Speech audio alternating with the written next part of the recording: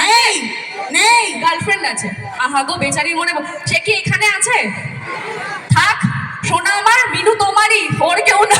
আমি বলছি শোনো, যতদিন না বিয়ে হয় আমরা সবাই সিঙ্গেল। ঠিক বলেছি তো? একদম একদম।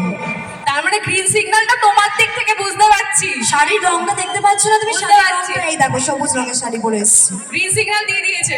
ঠিক আছে। মিনু, তুমি কি রেড সিগন্যাল দেবে? আগে নমস্কার করছে ভাই রে ভাই।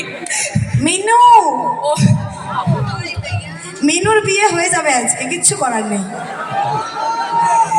না, আজকে যেটা হচ্ছে সেটা সিরিয়াসলি ওর যদি লাইফে কোনো এফেক্ট পড়ে ভাই, তাহলে তো কিন্তু আমরা শেষ। আমি ভাবছি আজকে প্রোগ্রামের পরে বাড়ি আমাকে তোমার সাথে নিয়ে যেও, নাহলে কিন্তু বাড়ি যেতে পারবো না।